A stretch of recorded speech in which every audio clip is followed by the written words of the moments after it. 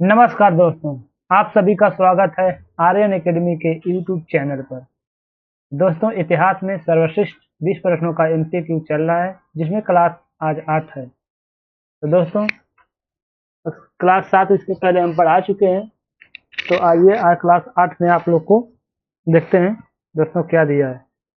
ठीक, प्रश्न संख्या 1 देखते हैं क्या दिया है दोस्तों। दिया है, व्याख्यान का वह संग्रह जिसे बीजक कहते हैं वह किसके द्वारा रचित है। ठीक ना। आइए देखते हैं किसके द्वारा रचित है। ऑप्शन ए दिया है, रुकिए थोड़ी सी पेंसिल ले लेते हैं। ब्लैक।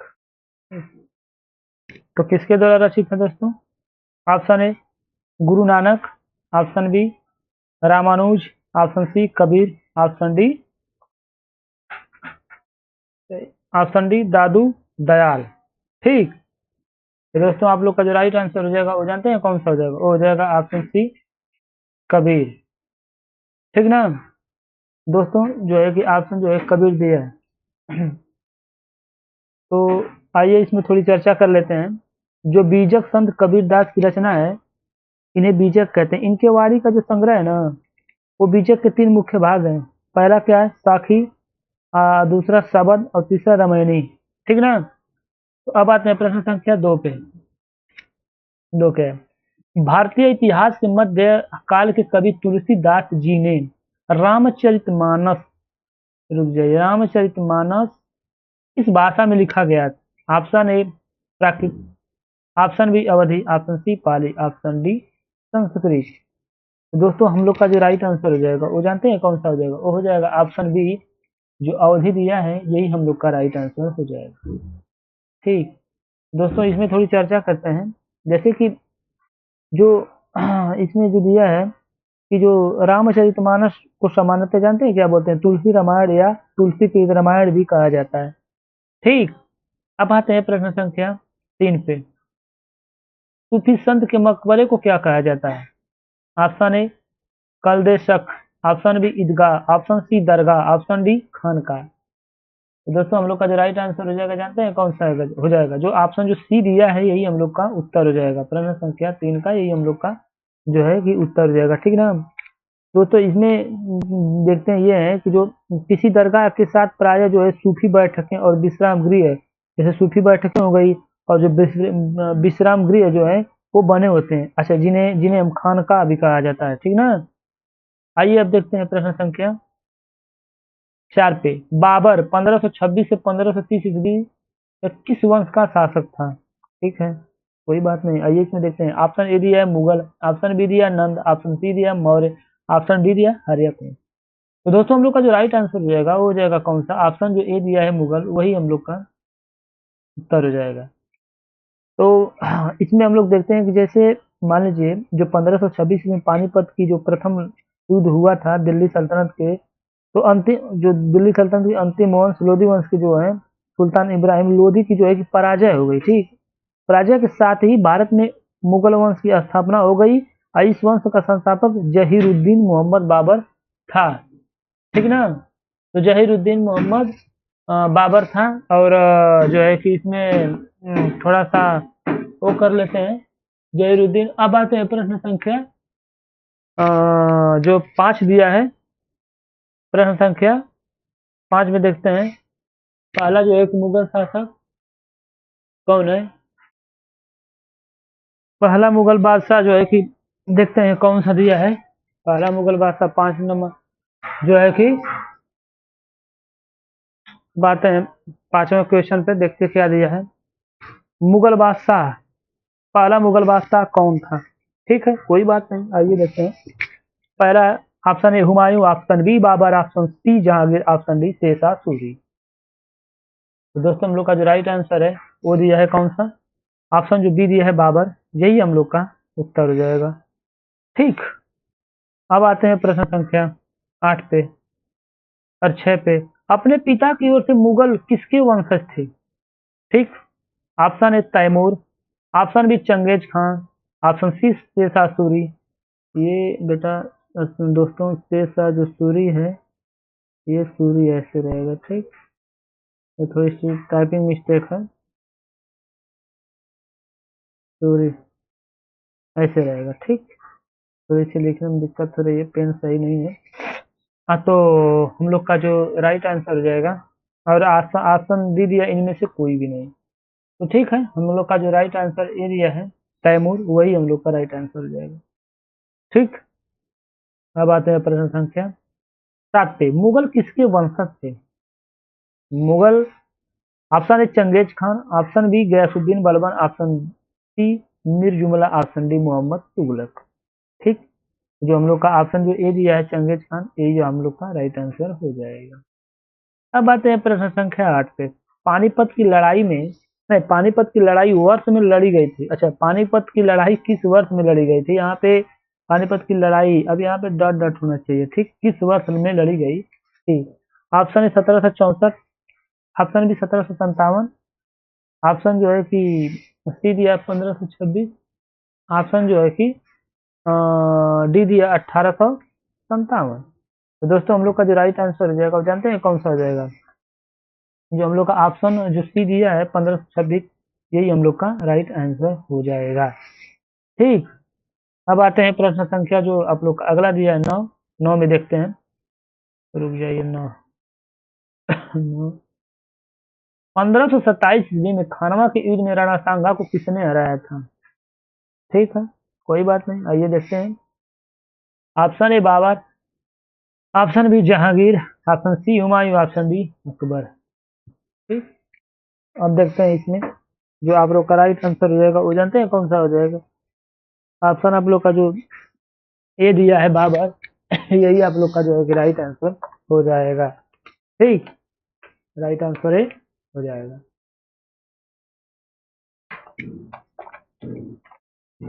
बाबर जो है कि आप लोग का राइट आंसर हो जाएगा।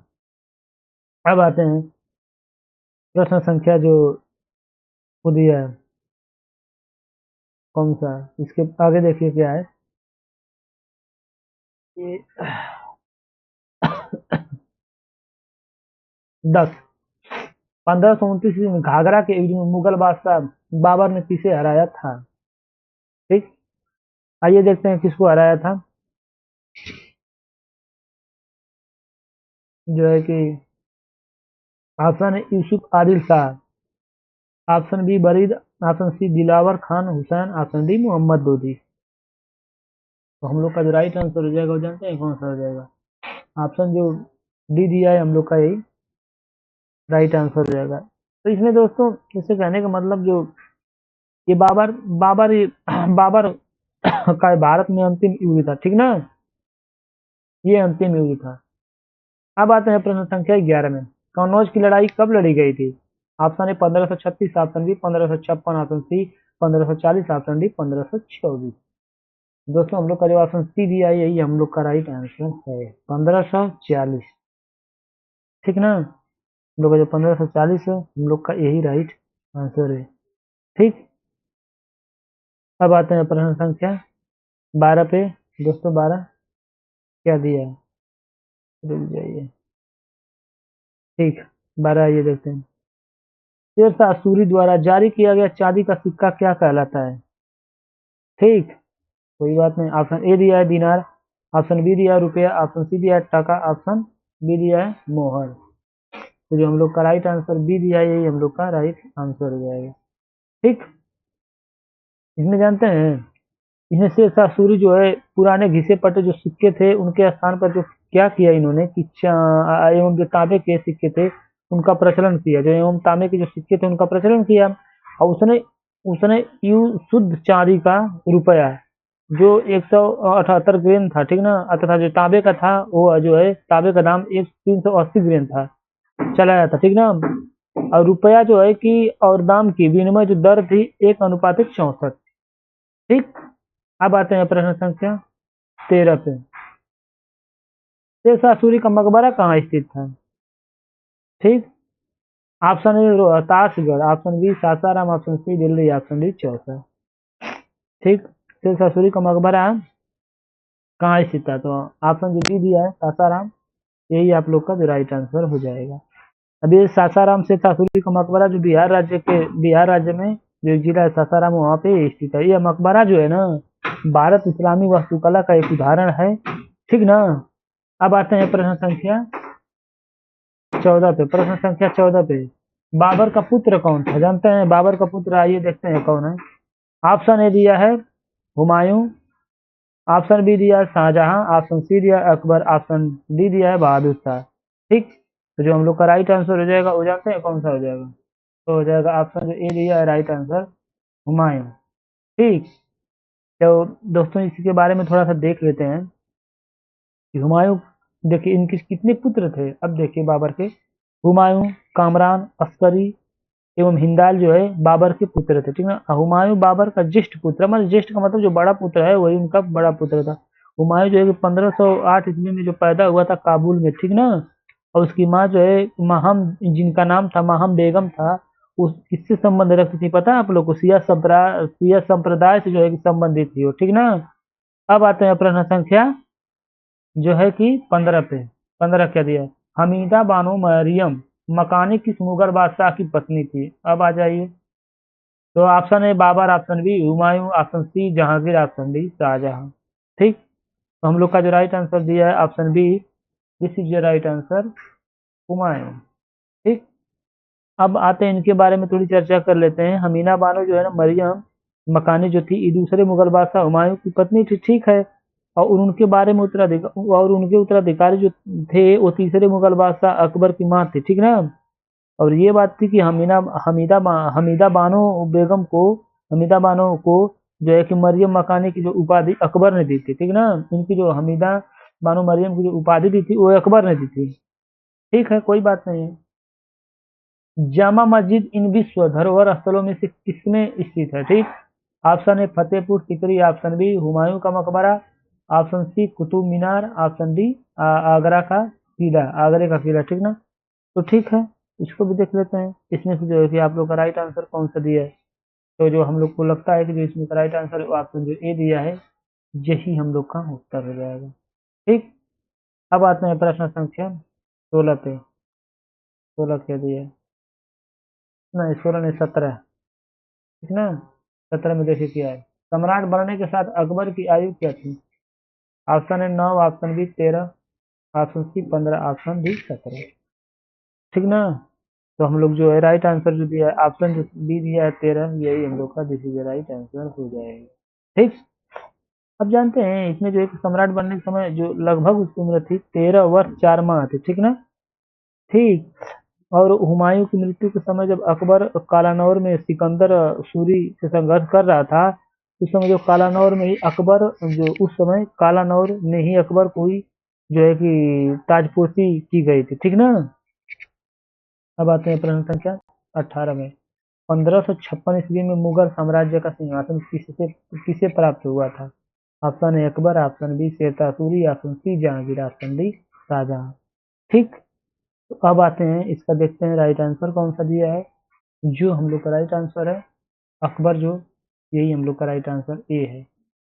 ठीक, अब आते हैं इसके बारे में थोड़ी चर्चा कर लेते हैं, जो है कि इसके बारे में कि जो 1556 ईस्वी में मुगल साम्राज्य का सिंहासन अकबर को जब प्राप्त हुआ तो हुमायूं की मृत्यु की सूचना मिलने पर पंजाब में गुरदासपुर जिले के निकट एक कालानौर नामक स्थान पर जो है कि 14 फरवरी 1556 को अकबर को जो है कि मुगल बादशाह घोषित कर दिया गया, ठीक ना।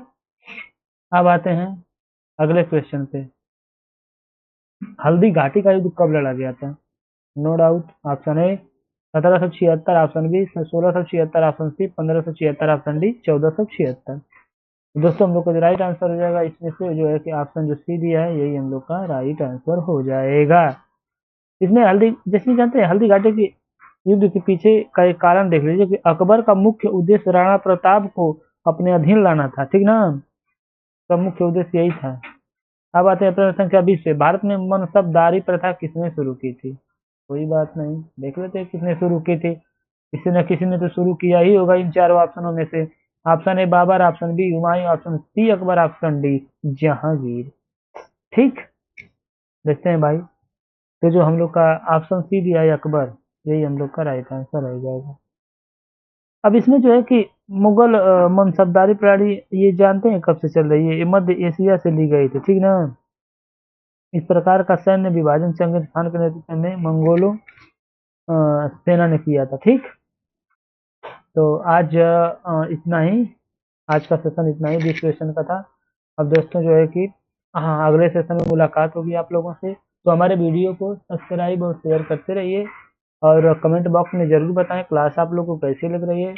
और डिस्क्रिप्शन बॉक्स में जाके हमारा जो है टेलीग्राम का लिंक दिया गया है, व्हाट्सएप ग्रुप का लिंक दिया गया है, फेसबुक इंस्टाग्राम का दिया गया है।